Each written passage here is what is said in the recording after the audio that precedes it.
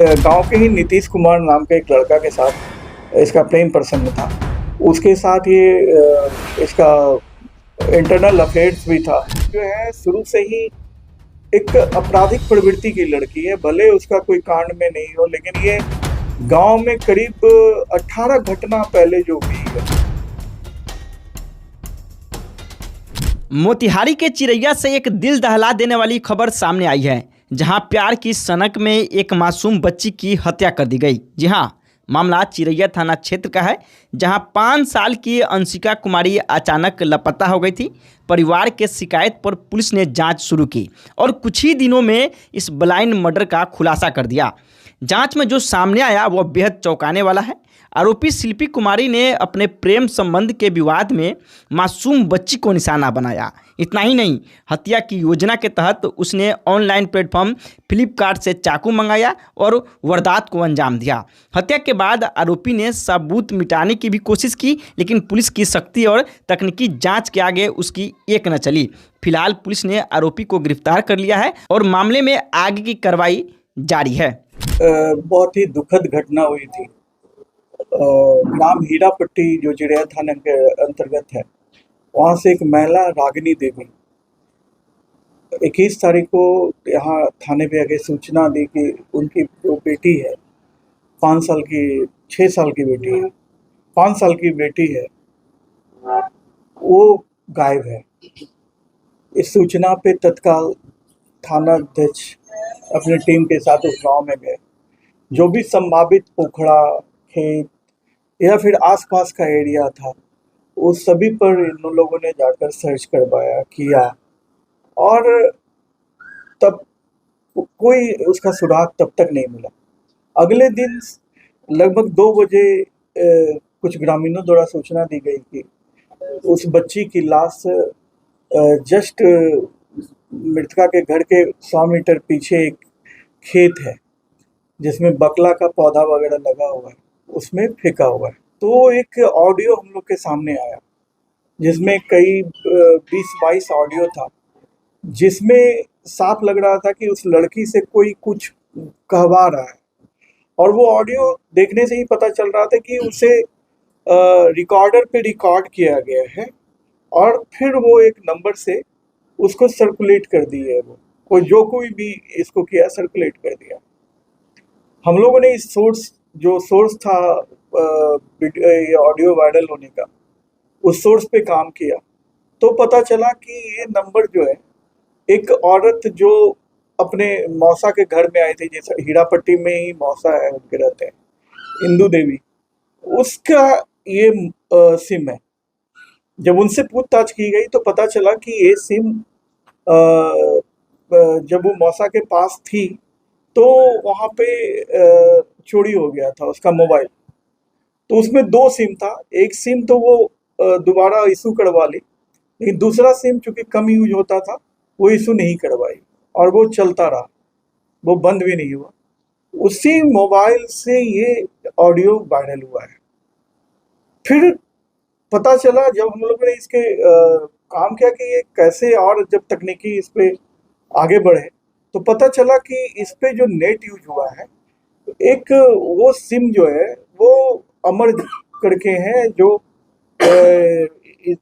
इसका भाई है, एक लड़की है शिल्पी, उसका भाई है। तो जब हम लोगों ने उसको उठा के लाया तो वो बताया कि सर ये लड़का मोतिहारी में रह के पढ़ता है और अच्छा लड़का है। तो वो साफ साफ बताया कि सर ये हम घर आए थे 21 तारीख को और हम सोए हुए थे, तो मेरी बहन है शिल्पी कुमारी, वो मेरे मोबाइल को यूज कर लिया। इसका सत्यापन और भी तरीके से किया गया कि ये जो यूज है, क्योंकि उस बीच में 2-3 कॉल भी हुआ था, तो जो जिनको कॉल हुआ था उनसे भी पूछताछ की गई, तो वो लोग बताएं कि हाँ, हमसे शिल्पी कुमारी ही बात की है। उसके बाद जब शिल्पी कुमारी को इन सब बातों का तथ्य रख करके जब बातचीत की गई तो पता चला कि ये लड़की जो है शुरू से ही एक आपराधिक प्रवृत्ति की लड़की है, भले उसका कोई कांड में नहीं हो, लेकिन ये गांव में करीब 18 घटना पहले जो हुई है, आग लगाने की, किसी एक वृद्ध है उनको मार देने की, जिस संबंध में थाने में केस उनके परिजनों द्वारा नहीं किया गया, उसको दुर्घटना मानते हुए वो लोग केस को सिर्फ सनहा करवा के छोड़ दिए।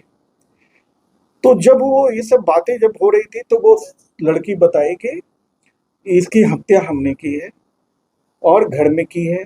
इसके तैयारी के रूप में वो एक चाकू भी फ्लिपकार्ट से मंगवाई थी, जिसके थ्रू मंगवाई थी वो भी बताई कि हाँ ये लड़की हम ही से चाकू मंगवाई थी।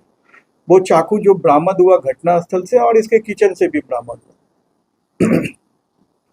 उसके बाद एफएसएल की टीम जब घर में इनके बताए जगह पे हम लोगों ने जांच किया तो उस जगह पे खून का निशान भी हम लोग को मिला, जहाँ पे इसके द्वारा उस बच्चे की हत्या की गई। सबसे पहले ये इसने किया, इस हत्या की शुरुआत इसने ऐसे की कि 20 तारीख को लगभग शाम में एक आंधी तूफान टाइप का हवा चला था। उसके बाद बारिश भी हल्की फुल्की हुई थी। उसी समय ये जो मृतका अंशिका है वो इसके घर के सामने एक कुआं है, कुआं के पास खेल रही थी तो ये इसको बुलाई। बुलाने के बाद उसको अपने पास बैठाई, क्योंकि पहले से आती जाती थी मृतका उसके पास।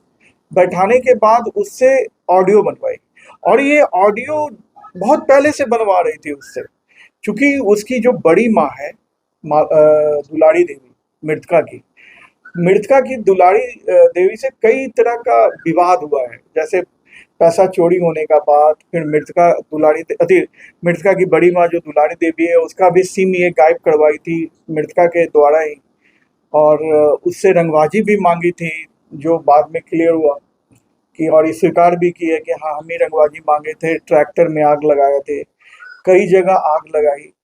तो ये सारी घटना जो हो रही थी उस सबको जब इसने इसी में उसको ये लगा, जिस से भी विवाद हुआ तो इसकी बड़ी माँ से जो विवाद हुआ तो वो ऑडियो में अपनी बड़ी माँ को दोष ठहराने के लिए उससे कई तरह का ऑडियो बनवाई लड़की से, मृतका से, और उसको वो वायरल की थी।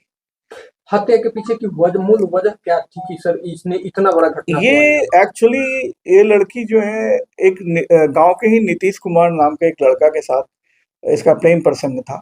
उसके साथ ये इसका इंटरनल अफेयर्स भी था और इसको पसंद नीतीश के घर वाले, चाहे इसके घर वाले भी नहीं करते थे, और इसी के कारण नीतीश के जो दादा हैं राम अयोध्या जी, वो इसके साथ गाली गलौज भी किए थे शिल्पी के साथ जो अभियुक्त है, और गाली गलौज करने के बाद जैसा सुनने में आया कि कुछ इसको लपड़ थप्पड़ भी हुआ था इस लड़की को।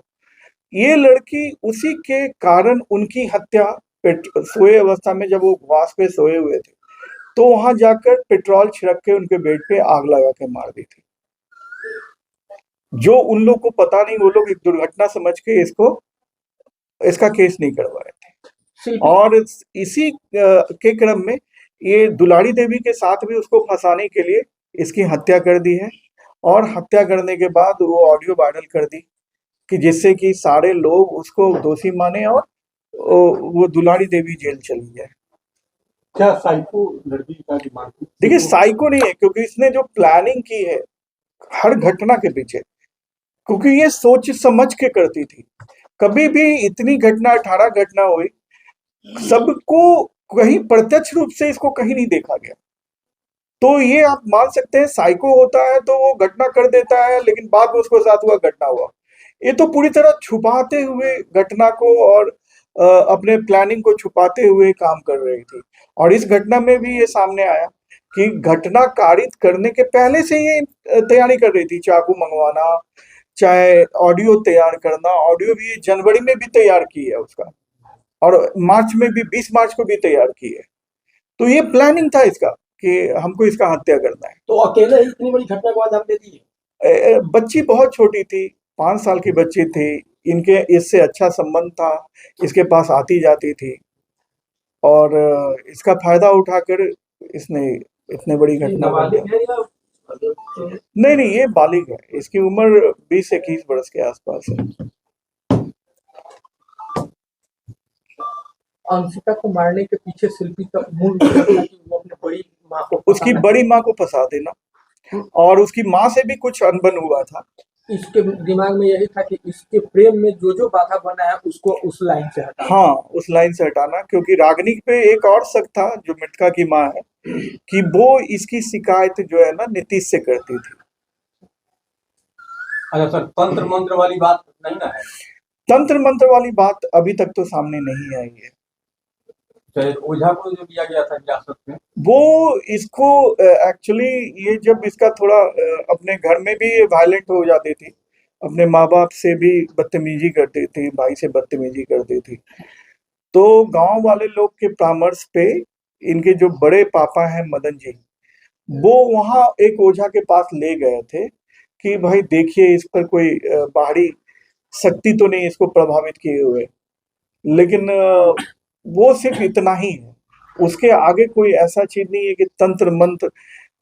इसको ना तो वो तंत्र मंत्र सिखाया गया, ना ही वो तो इलाज के लिए गई थी वहां पे। जी सर, जिन घटनाओं में ये पूर्व में जो 18 घटना बता रहे हैं, तो उन सब इसमें तो एक दो घटना हमारे यहाँ दर्ज है, जी हम लोग उसमें इन पर इनको अभियुक्त बनाएंगे, जी और उसमें और जो भी घटना है उस संबंध में जिनके साथ भी ये घटना घटित हुई है, जी। हम लोग उनसे कांटेक्ट किए हैं, तो सभी लोग आए हैं, उनसे बात हो रही है, सब अपनी अपनी बात बता रहे हैं।